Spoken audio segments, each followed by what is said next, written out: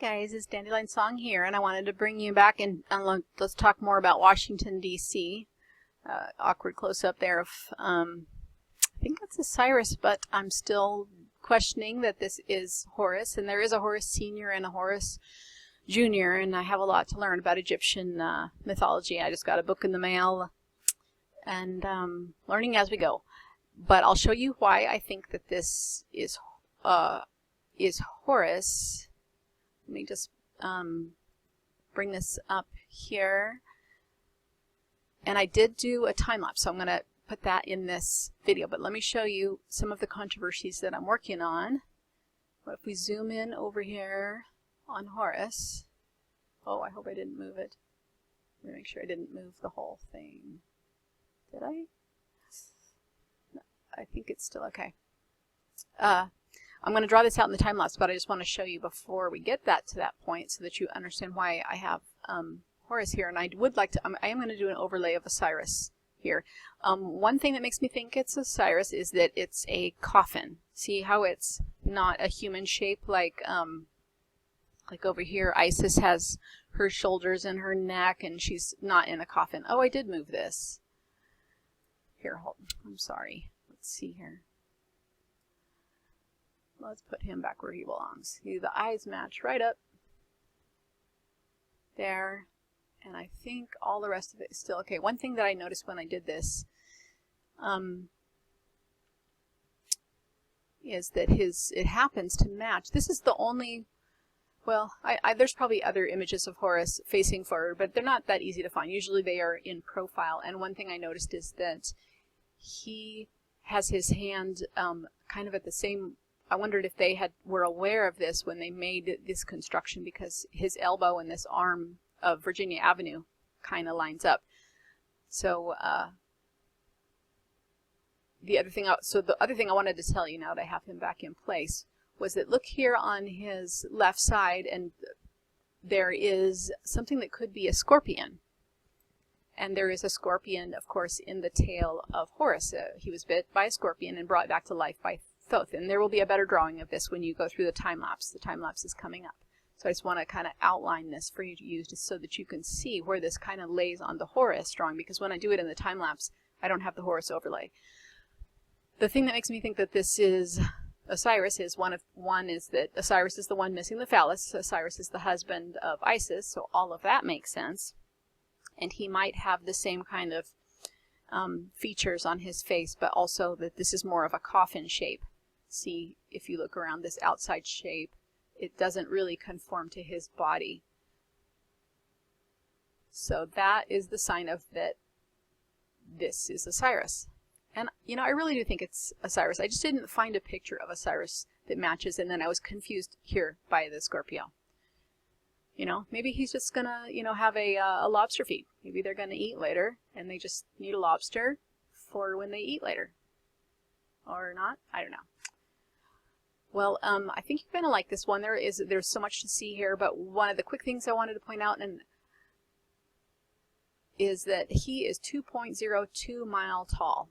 And I put his feet here on 3rd Avenue. So in the way the statue is, his toe is going to come over, but this is the height that I took, is from 3rd Avenue up to the top of his head, and it is 2.02, right to here. The other thing I noticed about this is that this is a little, look at this shape into the water. It does look a little like the crowns that they had. Not so much the one that he's wearing right now, but the crowns that they had. Also, one thing, you know, I saw a cobra on the forehead of the Horus child in Paris. I really don't see a cobra on the forehead unless it's coming this way, so I didn't draw that in. So I need to go and look and see if Osirus has a cobra on his forehead. But I do want to show you that the rest of the monument type of the height of this fits with all of the anatomy here. And then I'll just look at this side before we go to the time lapse, just so that you can see Isis right here. Now, if you drew her by herself, in the time lapse I drew them both together. But if you drew her by herself, her legs would go off in this direction, and that the classic drawing of her with her arms out and the wings spread has her knees going off. I believe her knees actually go off to this direction, and that's another of my questions about these drawings that I find on the ground, is I find that they are a mirror image of the classic position. So yet again we see that here, so I want to mention that. But so she would, I didn't find her knees coming this direction towards the Capitol, which is right here. So this is where the Pope's coming, is the White House right here. Now I don't have the days handy in my mind, but I think it is the 23rd here. I think it's the 24th here at the Capitol, in which case I just want to show you, I think they said he will be speaking outdoors, and I wanted to show you this 33 degrees from here to here, from this inside to this inside is 33 degrees, and I've talked about this eye before. I've talked about the two eyes, this eye facing this way and the other eye facing the other way from the Washington Monument. So if you are interested in that, you can check out that video. So he'll be facing this way, and this is the 269th degree heading. And goes right through here, right through his belly button, I guess you could say, through the Lincoln Memorial. And if you follow that all the way out, it goes, keeps going. And I followed it all the way to the Mexican border, where I laid that down precisely, and there was a 911 number in that. There was a 91 and a 19 mirror and a 911 number in that full distance. And the 269 heading, I believe, is connected somehow to September. For example, oh gosh, I don't know if I want to say that off the top of my head. I might say it wrong, but I believe, oh gosh, should I try and go on my memory here? From my memory, and this might not be right, I'll hopefully catch it in an edit if it's not right, but I believe that that September 26th is the 269th day of the year, and that, I think, is the day that the Pope is addressing the UN. 266, yeah, so, yeah, because the two, yeah, because that's 3 days after. So that does make sense. Okay, so I hope that I got that right.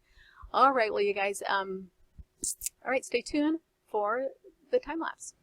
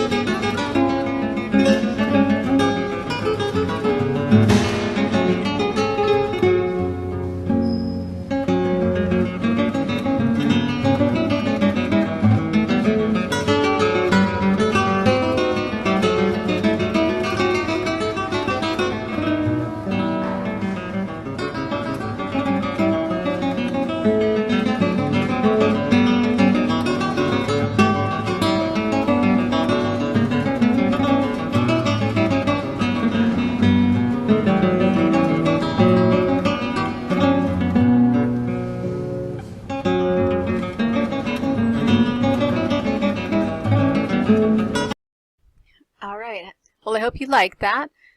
There's a lot more to see here. I want to talk about the coincidence of, if this is Osiris, that's king of the underworld.